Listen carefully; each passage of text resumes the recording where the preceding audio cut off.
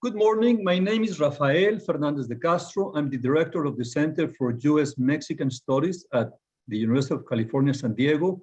And I'm very glad to welcome you all to this webinar on assessing AMLO's visit to Washington just this last Tuesday. I'm very happy to co-organize this with the Mexico Institute, and we have here Andrew Rudman, the director of the Mexico Institute at the Wilson Center, as well as Lila Abed, the deputy director. Welcome, Andrew, and welcome, Lila, and thanks a lot for organizing this with us. We have one previous webinar on Monday, and now we're going to talk about how did it go. Let me introduce the panelists, and I will give you the floor, Andrew. First of all, let me introduce Beth Sheridan. You all know her. She is the Washington Post correspondent in Mexico, covering Mexico and Central America. And she's been sent to Rome, to Bogota, and this is the second time that she's in Mexico City as the Washington Post correspondent. She has covered for the Washington Post diplomacy, national security, immigration issues, and in 2021, she received the Maria Moores Cabot Prize from Columbia University for outstanding reporting in the Americas. Welcome, Beth, and thank you very much for being with us. We will also have Theresa Brown. She's very thoughtful on immigration issues. She has lots of experience. She's actually the managing director of the Bipartisan Policy Center. She was director of immigration and border at the U.S. Chamber of Commerce. She has been working for many law firms on immigration issues in Washington, D.C., and she was an advisor to Secretary Chertoff at Homeland Security Department. Thank you, Theresa, for accepting our invitation. It's wonderful that we're going to have you here. Let me introduce you as well, my colleague, Cecilia Farfan. She leads the security team at USMEX, at our center, and she's an expert on violence in organized crime, in participation of women in violence, and she's the co-founder of the Mexico Violence Resource Project. Thank you, Ceci, for accepting our invitation. And finally, let me introduce you with my dear friend, Tony Wayne, former ambassador of the U.S. to Mexico. Tony is currently a public fellow at the Wilson Center. He co-chairs the board of the Mexico Institute, and he's a distinguished lecturer at American University. And he was a U.S. diplomat, career diplomat from 1975 to 2015, and he served as ambassador also in Afghanistan, and thank you, Tony, for being with us and for being such a good friend of USMEX, and you've been a wonderful former diplomat. You're all over the place, and thank you. I mean, we need people like you helping us to understand this relationship. So, Andrew Rudman, will give you the floor to ask the first question. Go ahead, Andrew. Thank you, Rafael. Appreciate it. Thanks. Good morning, good afternoon to everybody. We're really happy to have you here, and we're delighted on behalf of the Mexico Institute to collaborate with Rafael and UCSD on this conversation. It's been a busy and active week, of course, for the U.S.-Mexico relationship. So thanks also to all of our panelists. I think what we'd like to do is kick off by just inviting each of them to just give their initial impressions, maybe 2 or 3 minutes. Each of our panelists, as you will all know, each has an area of expertise or specialization, so maybe they'll focus a little bit on those, and then as we move into questions and answers, we can go deeper in various topics. So Beth, I'd like to start with you. Okay, thanks so much for having me. You know, I thought it was very interesting in the lead up to the summit when I was talking to U.S. diplomats and asking them what they hoped to get out of the summit. One of the things I really heard was that more than anything, they just wanted an opportunity for the two presidents to speak face to face. That has only happened on one previous occasion last fall, obviously because of the pandemic. There weren't many opportunities before that. And President López Obrador, of course, did not go to the Summit of the Americas. So this was only the second time they really had a chance to sit down with each other. And there was a real desire, I think, on the part of the American side for that relationship to sort of gel a bit more. I think that the U.S. side did come away pretty happy with how things went. They talked about developing plans, for example, a working group on fentanyl, big priority for the U.S. There was talk about a plan or a scheme to sort of work together and on plans to reduce methane emissions, which is, one of these big issues in the climate world and something that John Kerry has been working on a lot and has actually made some inroads with Mexico. There was a commitment by Mexico to spend $1.5 billion on this sort of very broad smart border, high-tech initiative that the U.S. has been working on, which is aimed at improving both the flow of commerce and having better control of migration and so on. And I think there was a lot of satisfaction on the U.S. that Mexico, which in the past has discussed it, but has not always been so enthusiastic about it. So I think there was a sense on the U.S. that things went pretty well. I think one of the things to bear in mind is that President López Obrador, whether you like or don't like his policies, he's a very skillful domestic politician. He's maintained his popularity despite the pandemic and economic problems and so on. Very skilled at communication and putting, really establishing his view as a very important narrative. He knows the country deeply and understands how power works, et cetera. I would say he does not have that same level of skill when it comes to foreign policy. He doesn't travel much. He doesn't like to travel much. I don't think he's particularly interested in foreign policy. And I think you could see a little bit of that sort of lack of perhaps understanding in that when he sat down for what was supposed to be a camera spray with President Biden, and typically the leaders would make just very brief remarks, about how nice it is to see each other. He gave a 25-minute long presentation in which he went on about history and his vision of Mexico-U.S. relations and the things that Mexico could do for the U.S., such as perhaps giving them access to its cheaper gasoline along the border. I think people were a little taken aback by that. I think that Mexico did go into the meeting hoping for some specific things, which included, there's a lot of concern about inflation in Mexico. I think for AMLO, the economy is a huge concern. Mexico did, I think, talk to the U.S., was eager to get guarantees of being able to, buy fertilizer and so on. That is a critical issue. And my understanding is that there's quite a serious effort underway to streamline the provision of visas, for example, agricultural visas, which don't have a limit. But they did not come out with a specific number on visas, which was something that Mexican officials had talked about ahead of time. Thank you, Beth. Let me remind everybody, sorry, Andrew, that we have a Q&A button. So if you need to ask us questions, please send your question through the Q&A button, and we will make sure that we will send it to the panelists. And we want to do this as interactive as possible. So please send your questions, your comments, and Andrew, Lila, and I will be happy to share those with the panelists. Andrew, go ahead. Thanks, Rafael, and thanks, Beth. I think that was a great way to start us off by framing sort of what both countries expected out of the visit. Now I think we can start talking about some of the details. So let me turn first to Cecilia, who I'm sure can share some thoughts on the security issues that were raised.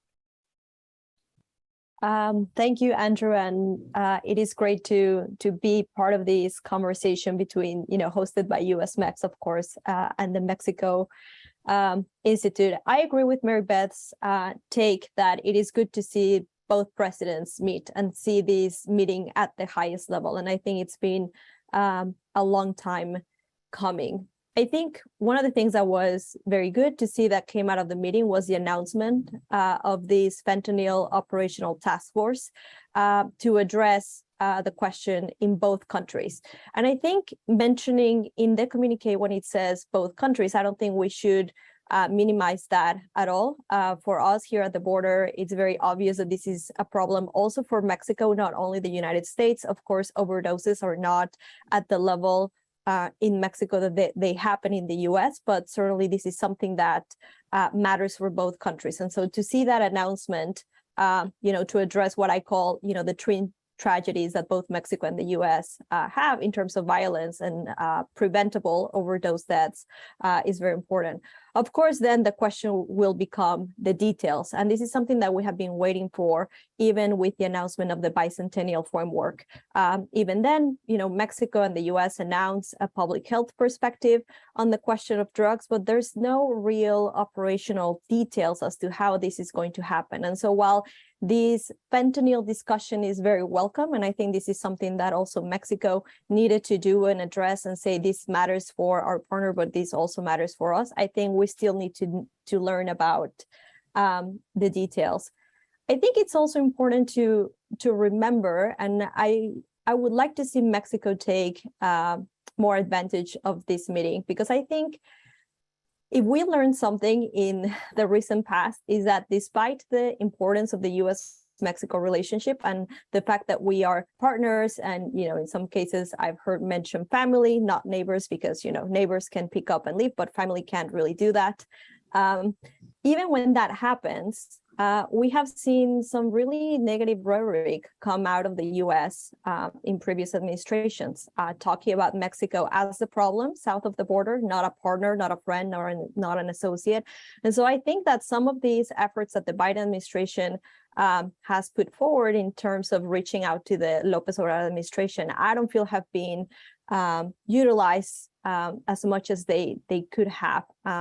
Of course, there's certain elements that were also missing in the discussion of security. We didn't hear anything about drug trafficking. We didn't hear anything about firearms trafficking. Those are discussions that are happening, but I think it also tells you how stalled some of these dialogues are at the operational level. And I'll stop there for this first round.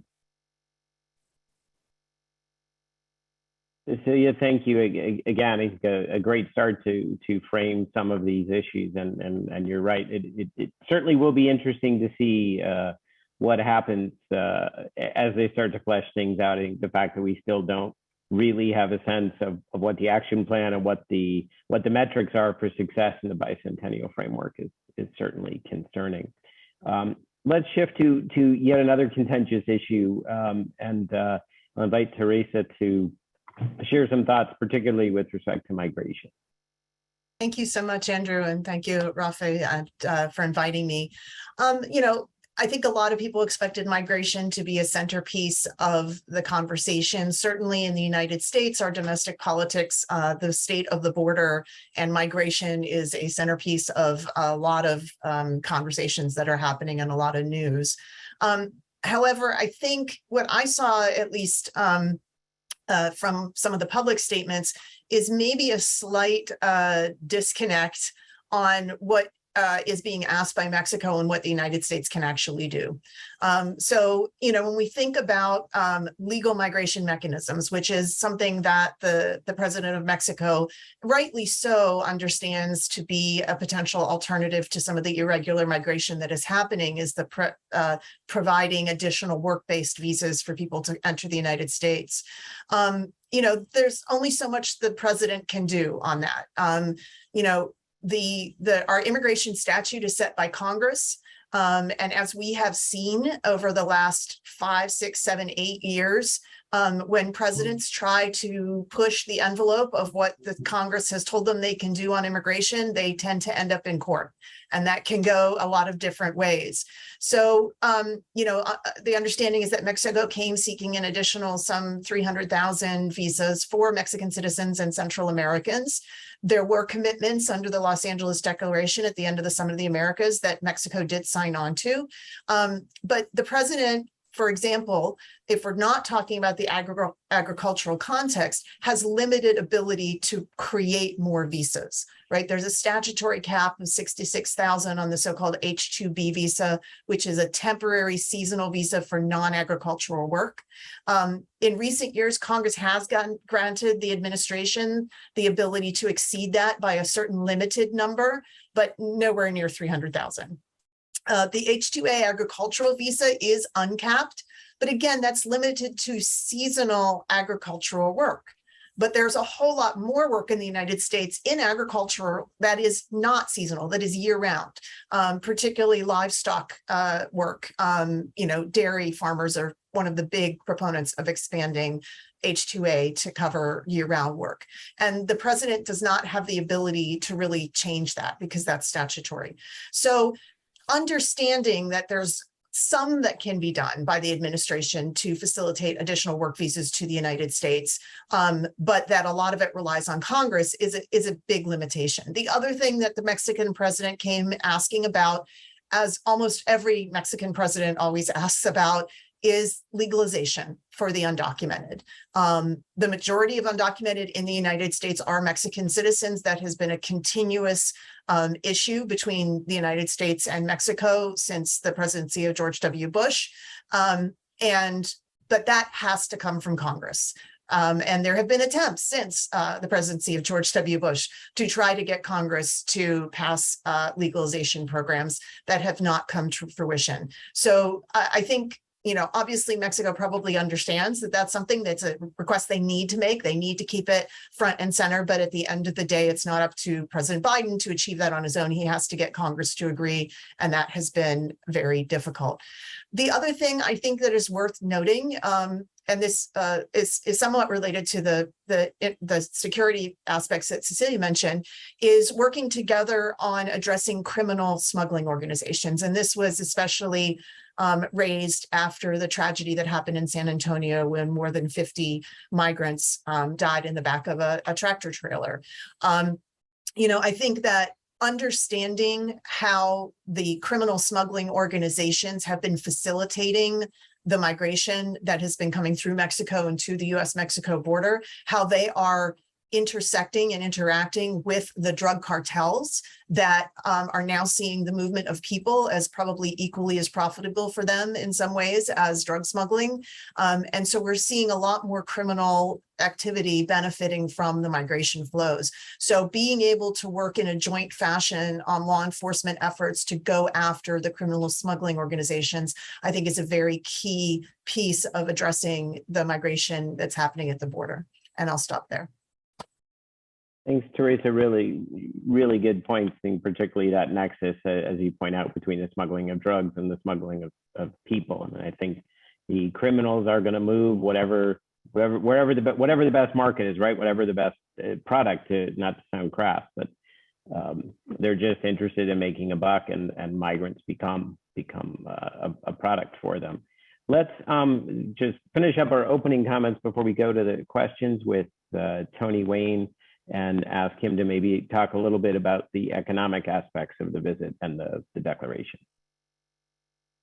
Well, thanks. Let me just start off saying, for everybody who hasn't read the joint declaration, I know joint declarations are boring. It's very important that you read this one. This was carefully negotiated. Unlike the items that AMLO brought and publicized before he came, this declaration really reflects what the governments have been negotiating for quite a while. As Mary Beth mentioned, AMLO is very good as a domestic politician, and I think you need to see his 5 themes that he brought to Washington in that context. This is what he wanted the Mexican people to see that he was raising. The joint statement brings out the agenda that the governments are going to be working on going forward, and they spent a long time negotiating it and agreeing. So I think I'm going to mention it's important to note the values that it mentions at the beginning, because they come back to it, and it's some contentious things: rule of law, democracy, and human rights are mentioned. So what that means is it legitimizes the two governments talking about those issues going forward, even if they aren't going to talk about them in public during this visit or other times. Secondly, on the trade area, it mentions full implementation of USMCA. really important because there are a lot of questions about both sides not fully implementing USMCA, and including the Mexican government in the area of energy, treatment of investors, and biotech, which has a lot of American companies and investors very upset. Third, AMLO did raise inflation. They both recognize that it's a big problem, but there's not much they can do between the two of them. So I think that they put it back to a very clever thing, which is, okay, let's facilitate trade. Let's bring the costs down for trade.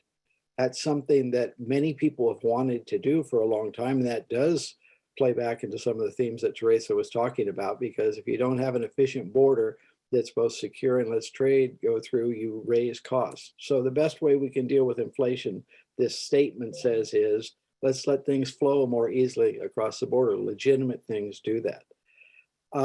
Similarly, the investment in the border is really important because of this. And as was noted, this is the first time Mexico's actually come up with a dollar figure of 1.5 billion that they're going to put into that. And what's going to be key is the specifics of where that money is going. Is it really going to accept and put in place all those high capacity scanners that will make it easier to have rapid transit and yet find all the bad things that go across the border?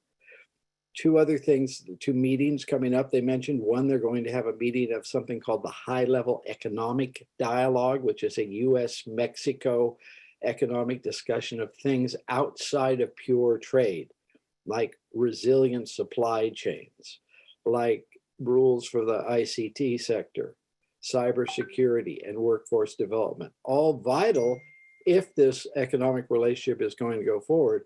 And they're going to have a meeting in September. So that puts pressure on the working groups from both governments actually now to deliver things by September.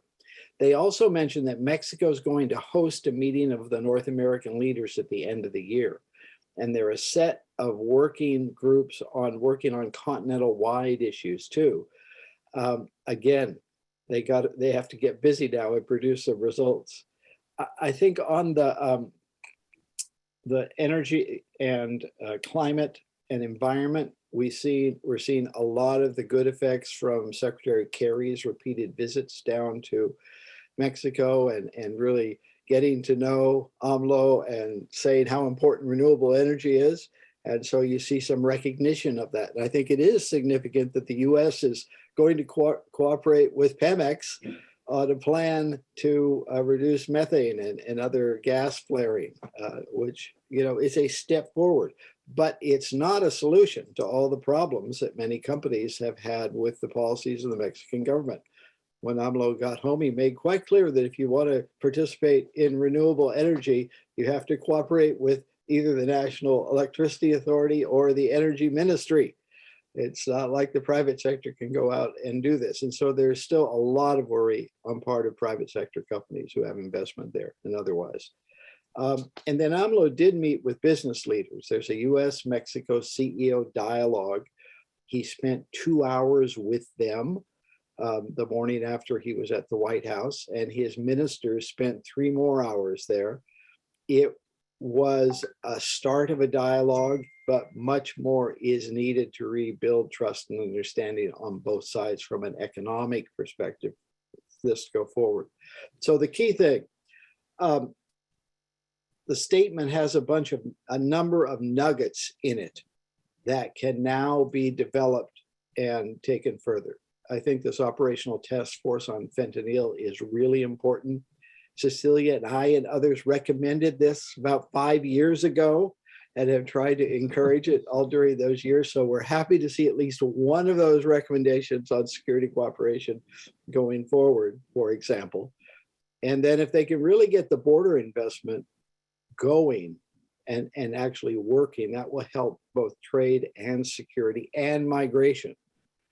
And then finally, just to note on Theresa's comment on migrant smuggling is really important, but there was no clear commitment at all in the joint statement coming out. So there's a lot of work to go there to make sure there is operational coordination to stop these smugglers, just like operational coordination to stop the drug smugglers and the arms smugglers and those who are moving illicit money across the border. Thank you, Tony.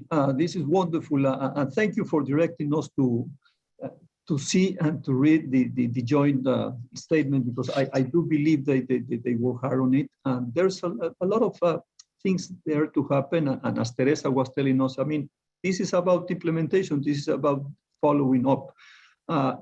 There's a lot of questions and comments there. I will ask Lila perhaps to get few to the panelists, and I know that there's the pending issue of Ken Salazar, and it will be very nice if some of you would wait on this, because there's, Washington, there's a lot of gossip in Washington, D.C., and this is a town that with only one business, which is politics, and there's rumors here and there. So let me give the floor to Lila. Lila, you might want to read some of the questions. There's very good questions there, and let's go to the panelists. I would like to, Theresa, I would like to ask you about Title 42, because it seems to me that some of the issues that haven't been raised that much is that there's a lot of Mexicans now coming to the U.S.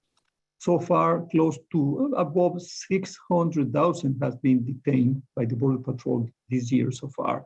So I wonder if they talk about this, because it's, I mean, that zero migration coming in from Mexico is gone, and that is a real change, and that might backfire, because soon there's going to be a lot of Mexicans illegally in the US, and that might create problems. So let me go to Lila. Lila, if you want to sort out some questions Yes, Rafa, first of all, thank you so much for having me here. Andrew, to my boss, the director of the Mexico Institute, thank you so much for the invite, and to all the panelists, it's wonderful to be here with you.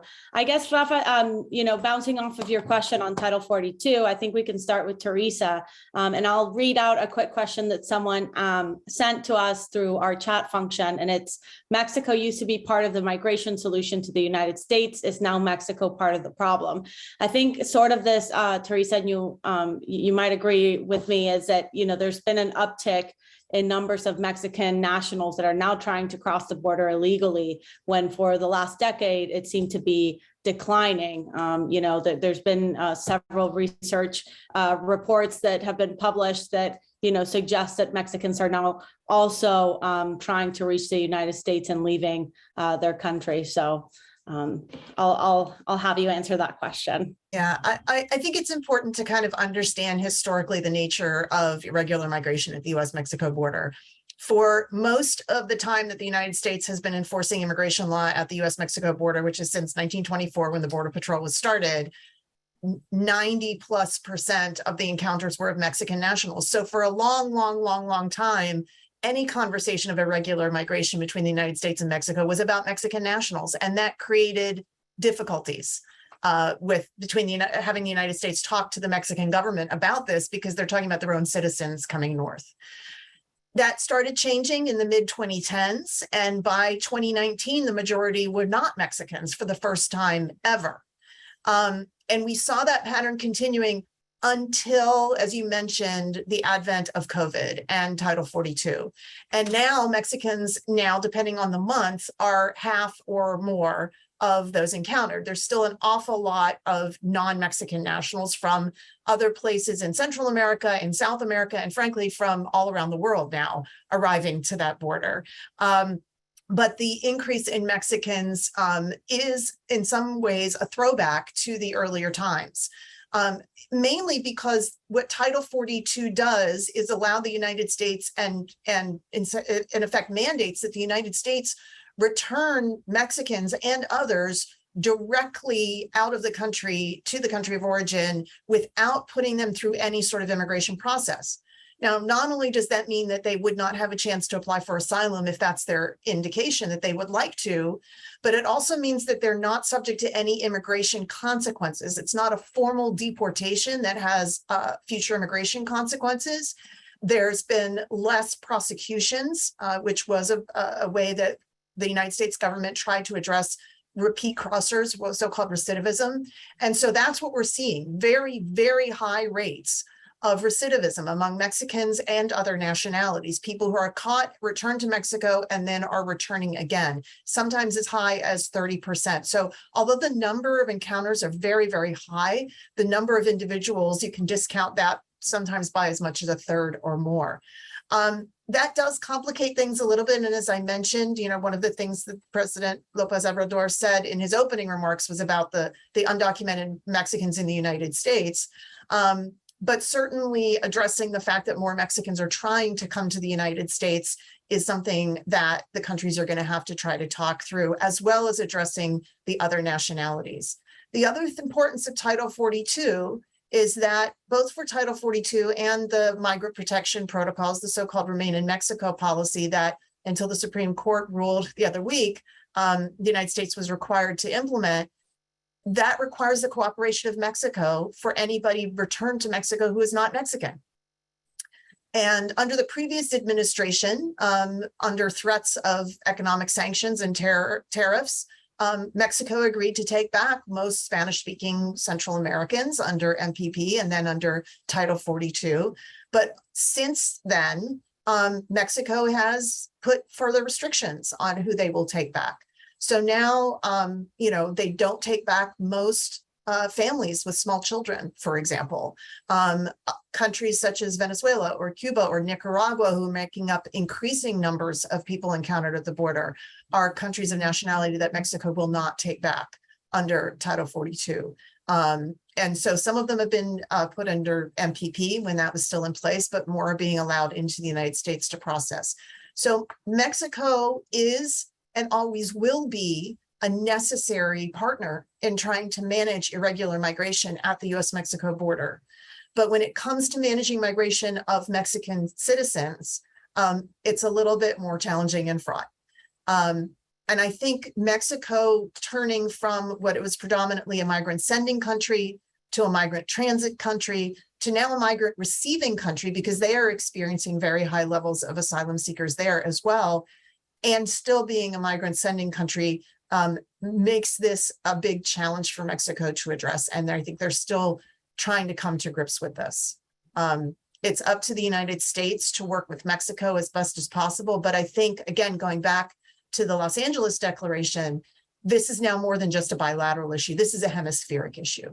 And I think making it more of a hemispheric issue probably gives Mexico a little bit more room to not have it be all about them, if you will.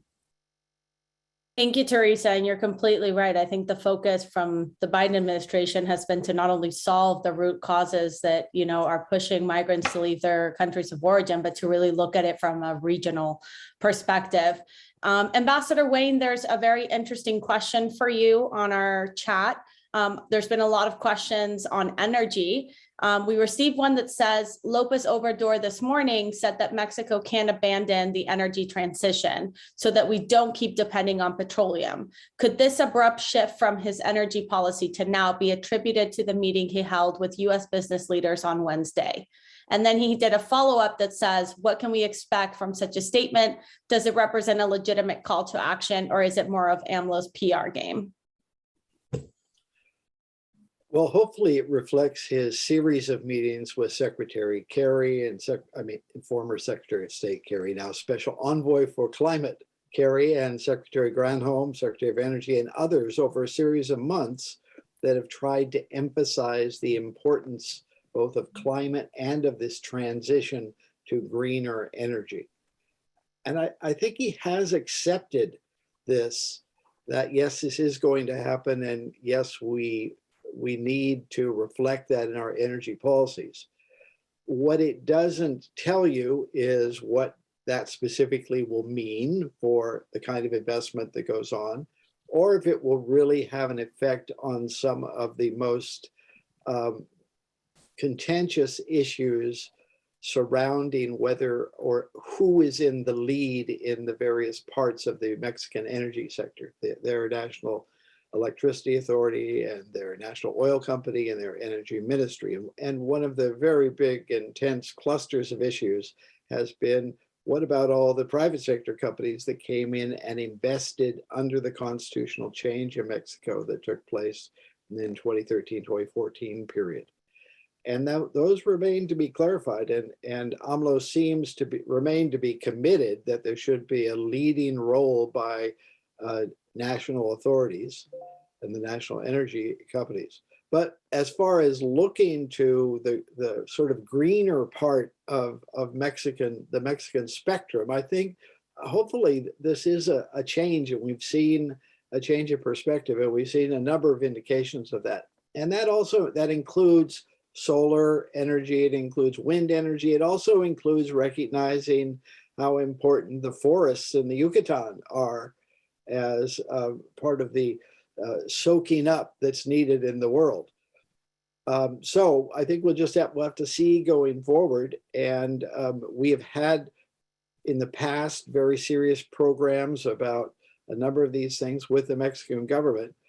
And I think the proof's just going to be in what actually happens on the ground in the months ahead. Thank you, Tony.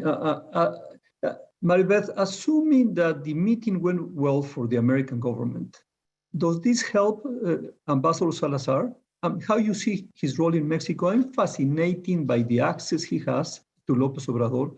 I haven't seen in my lifetime, and I've been following these things for many years, an ambassador with such an access to the Mexican president. So what is your take on him, Maribeth? Thanks, Rafael. Yeah, this has been quite a subject in Mexico, particularly in the last few weeks. There was a New York Times story that questioned whether Ambassador Salazar was too close to AMLO and not perhaps reflecting some of the U.S. government's policies. I think that there's a couple things to think about with Ambassador Salazar. One is that when he came to Mexico, he was dealing with a government that had some real deep-seated suspicions about the Democrats, which might sound funny because AMLO comes from the left. You perhaps would think that his policies and his ideas would be closer to Biden's. But in fact, I think that, AMLO had a pretty good relationship with Trump. It was very transactional. AMLO definitely held back a lot of migration, and Trump kind of didn't bother him on a lot of other issues like human rights and so on. So I think there's just this suspicion. And I think when Ambassador Salazar arrived, he had to deal with the fact that AMLO was, a bit cool towards the Biden government. And so I think he and the Biden administration did take that as their policy was to try to convince AMLO that they were not out to get him, that they saw ways to work together, et cetera. I do think that the Ambassador Salazar's idea has been quiet persuasion is going to be more effective than open confrontation with a president who is nationalist, who could, of course, use some conflict with the United States to keep some of his base happy, that private talks. And this is a president with a lot of power and in a very personalistic way of running the government. I mean, he really is the center of practically all decisions. So I think, that was the decision. And I think that what the ambassadors found is that there's certain things that AMLO can't be moved on a lot. In other words, you're not going to totally change his view that that the government should have a much larger role in the energy creation and distribution. He's a guy from the oil patch. He is deeply rooted in the idea of petroleum, and the petroleum company is sort of a symbol of Mexico's strength and so on. So I think that Ambassador Salazar at some point realized, after trying to express his concerns and the concerns of different companies, that he was probably going to do the best he could do, which in this case is, the president has backed a law and measures that would limit the role of private companies, foreign investors, et cetera, in the energy sector. But I think Ambassador Salazar has taken the quiet approach of bringing in a lot of U.S. companies to sit down quietly with the president and try to hammer out deals so that they can get the best outcome they can. I do think one thing is that when Ambassador Salazar came, he's obviously a lifetime politician, a very smart and experienced person. I think the environment was very tricky, and I'm not sure at the beginning he perhaps was aware of just how tricky it was. And I'm thinking particularly there's a number of groups associated with the democratic transition in Mexico, NGOs and so on. And I think a number of them were a bit taken aback that the ambassador was basically saying, hey, give AMLO a chance. And I think his tone was seen as sometimes a bit abrupt or brusque. And, I think it's a tricky world he was stepping into, a highly polarized country, and some NGOs are seen as playing a political role. I mean, AMLO accuses them openly of that. They often deny it, but sometimes the truth can be someplace in the middle. And I think it's a very nuanced world. And so perhaps there was concern in some NGOs that they felt, not appreciated, or perhaps the ambassador was too much on the AMLO side. But he's been here now, I guess, almost a year. So I assume that sort of nuance is, perhaps more clear to him now. Thank you, Maribeth. Tony, would you like to say something? You were ambassador to Mexico, so is Salazar effective or not? Well, I think Maribeth characterized very well the situation. It's a very complex relationship. There are a lot of actors. It's polarized, and you can easily step on somebody's toes. And I think, if you think about it, Ken Salazar has really reflected the overall approach of the President of the United States, which is to embrace Mexico and to try to work through in a patient way the differences of opinion we have, based on the assumption that we are just too important to each other to get into big fights. Now, that makes it really hard, and it's always been very hard to raise some of the trickier issues like questions about democracy and human rights in Mexico. It was very hard when I was there. It's been hard when with my colleague, former ambassadors were there too. Those are just sticky issues to raise. And we do know that the current president of Mexico can be very defensive if he thinks he's being criticized. So that's hard to do no matter where you're coming from. So you usually do have to find quiet ways of pursuing these ideas and issues, which are important to pursue. The killing of journalists, femicides, other things that we pay attention to. They're tough, they're very tough issues. But I think the overall approach of the United States has been, okay, we are neighbors, we have a long-term relationship, let's invest in trying to work out these differences that we know that we have. And I think that's going to continue to be the approach of this administration. And I think Ambassador Salazar reflects that. You're right, Tony. I believe that the Biden administration has been very, very patient with López Obrador, and I believe it's paying off. But Lila, up to you. I know you have a question for Ceci. Yeah, so Cecilia, I wanted to ask you something on bilateral security cooperation. As you may have well seen in the joint statement, it said that they're deepening their cooperation to combat transnational criminal organizations that foment violence in both countries. And they also reaffirmed that they're going to be, having more operational efforts between law enforcement agencies to address these security efforts. So my question to you is, do you think that this is a message from the White House to the AMLO government that they need to rebuild the trust in terms of security cooperation between, U.S. security agencies and their Mexican counterparts? And how do they really go about implementing this? How do you rebuild trust? Because without trust, you can't really, move ahead in terms of having substantial results in security cooperation. Thank you, Lila. Yes, I think there's a lot of effort in trying to come back from what happened with the arrest, subsequent return, then acquittal of Cienfuegos. And it may seem like that was forever ago, but it really wasn't that long ago that we were at this very low point in the relationship where there was a lot of tension in terms of security. So even having these conversations and talking about these high-level security dialogues is not just empty statements. And then, as you point out, of course, then the question becomes, how do we do this at the operational level? And I think with the trust element, the bad news is that it takes time. And I say it's bad news for both administrations in terms of trying to get somewhere, because the relationship has been very strained. Of course, as I mentioned, I agree with Ambassador Wayne, the fentanyl task force is great news. The question is, who's going to be leading that effort in Mexico from the U.S. side? If it's the DEA, we know they are the agency that probably has one of the most strained relationships with the Mexican government right now. And so in terms of having incentives, even as a Mexican bureaucrat, to engage in those meaningful dialogues, that's where it becomes really really tricky. We also know that there's different approaches within the Mexican government to some of these questions. We know there's a very, I don't want to use the word conservative because I don't think that that's quite accurate, but we know there's a group who sees drug use or harm reduction from the stigma of enabling use rather than saving lives. They don't see necessarily some of these programs directed at providing services that they are really helping. They see them as enabling.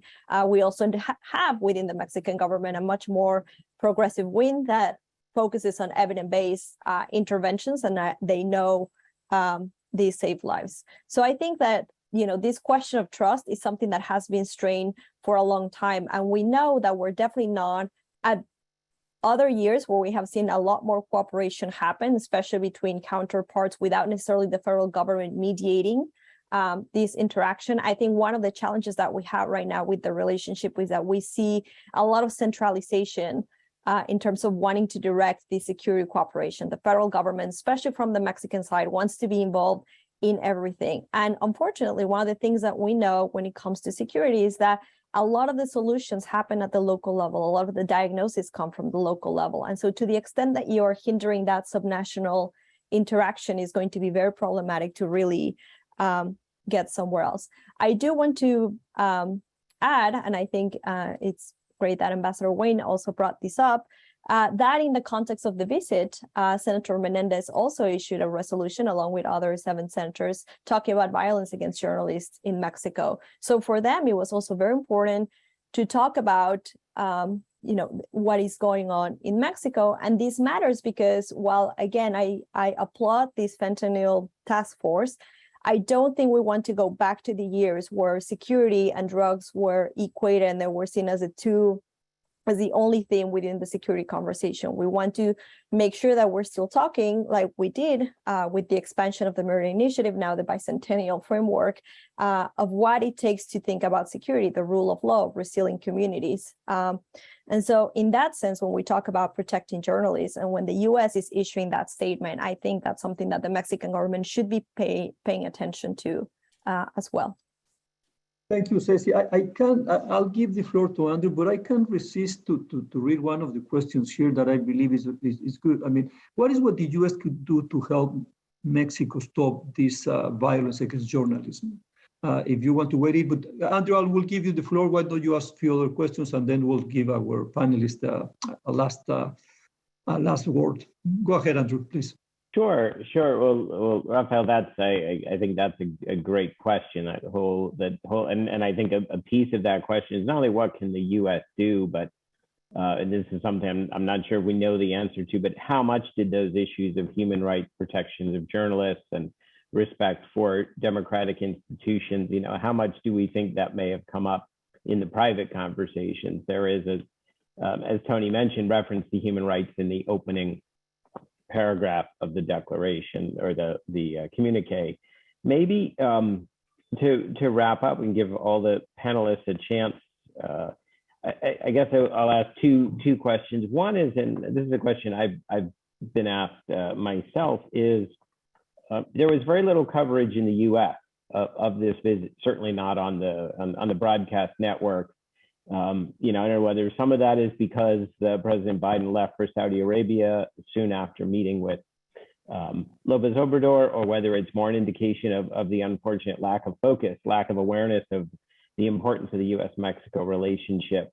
And then maybe if we kind of wrap up with something looking a little more forward, a year from now when we read this communique, maybe the panelists can share their thoughts or predictions. What do you think a year from now will have been the great success, and what might be the things in the declaration that we say, yeah, they promised that a year ago, but still a lot to be done? And maybe we'll start. Go ahead, Rafael. If I could press our panelists a little bit more, let me ask you, do you think that this meeting will help AMLO and Biden to really increase cooperation between the two countries? Give us your reading. Would you like to start, Tony?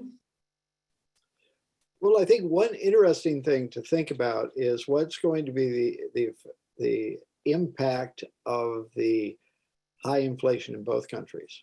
Is that going to actually press people to get more serious about dealing with the border, with trade facilitation, with trade, with lowering costs, with building more resilient supply chains, because that's really a way you can help this. And I think if I think about the perspective from Mexico, the Mexican president, he is very concerned about, and he's done a pretty impressive job so far of staying popular.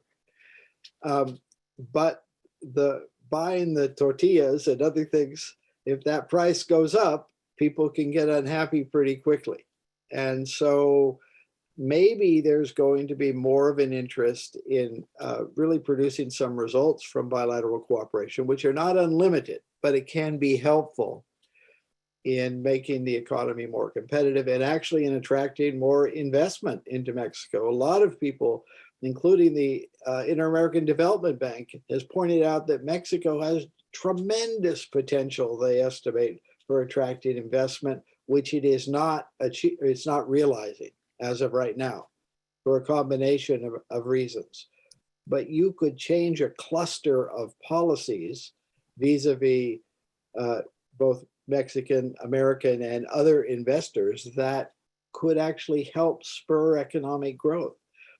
I note that over the last year, most of the economic growth in Mexico was because of trade with the United States and of growing trade under USMCA. It was not the Mexican economy producing this growth. So maybe that can help spur some good results. Thank you, Tony. We'll go to you, Theresa. And there's quite a few questions there on immigration, DACAs. Yeah. López Obrador say something about this, I mean, what I would say very popular immigrants there? Not in his public statements that we're aware of. Of course, there were private meetings and we don't really know what was said in the private meetings. But DACA is, again, one of those things that the president doesn't have control over. It's at the moment up to the courts, and probably will be a decision of the Supreme Court sometime next year to decide whether DACA will continue or not, unless or until Congress intervenes and is willing to pass some legislation. So again, going back to my earlier comments, DACA is one of those things that whether or not the Mexican president raised it, it's not within President Biden's sole purview to make any permanent changes there. To Andrew's question about sort of where we think this is going, I'm going to go back to something that was said earlier, which is, this is a wonderful declaration. It was negotiated by senior officials on both sides. It indicates intent. But what's missing is an implementation plan. And if you go back to past bilateral, trilateral efforts between U.S., Mexico, and Canada, when I first started in government under the Bush administration, it was the Security and Prosperity Partnership. And those of us inside the bureaucracy had literally binders full of spreadsheets of agreed upon deliverables that we were responsible for having before the next ministerial, before the next leaders meeting, before the next. It's that level of detail that will push the governments of both countries to actually make progress on these high-level promises. The other thing I think it's important to understand is the extent to which the indications of the leaders will drive a sort of institutional bilateralism in the counterpart organizations between the United States and Mexico. Cecilia mentioned very importantly, what had been, I think, a nadir of law enforcement cooperation between the United States and Mexico, and particularly, efforts of the DEA. But we have a multitude of federal law enforcement agencies that work across the border in Mexico, not the least of which are Secret Service and ICE and CBP from DHS, FBI, others that had built up relationships with their counterparts that are now strained because of these other things. And addressing all the multitude of security issues is going to require building trust at that operational level as well as at the leader level. So if we're not having meetings, not just of, say, Secretary Mayorkas with his Interior Ministry counterpart, but the head of Customs and Border Protection with Aduanas, or with, those are the things that will kind of keep things moving in an operational perspective and on some sorts of deliverables that can meet the goals of the declaration. And I think that's what we have to see moving forward, the level of that interaction. If we start seeing a lot of bilateral travel by ministers and agency heads, that is a good sign. And I believe it's happening, Teresa. I see that there's a lot of Americans coming to Mexico City. And Kerry has been in Mexico City 4 times. And you're right, Tony, I believe that's making a difference. I mean, if you want to talk about a seasoned politician, a seasoned and experienced diplomat, here he goes. And I believe he has been patient with AMLO, and I hope it will pay off. Ceci, what is your last words? And they didn't talk about arms smuggling, because that is a very key topic for Mexico and the Foreign Affairs Ministry. Did they say something about this topic? I mean, not publicly. I think the legal process is continuing. They're waiting for the judge to come back with a decision whether or not the lawsuit will proceed. And so I think there's that has a potential to create friction, I think, in the short term in the relationship, but right now at least it was not addressed as, in this meeting, even though we know the Mexican government continuously puts it on the agenda, and especially the foreign ministry has done a tremendous job in terms of trying to make sure that this becomes part of the bilateral agenda in a meaningful way. I would say I agree with Theresa in terms of having, what would be a marker of success? Well, having these clear implementable goals defined and knowing what are the metrics that are, using to evaluate specifically, in this case, I think the fentanyl task force. And if I can have my cake and eat it too, a great marker of success would be, we've been pushing for a while for this pilot program at the border on harm reduction.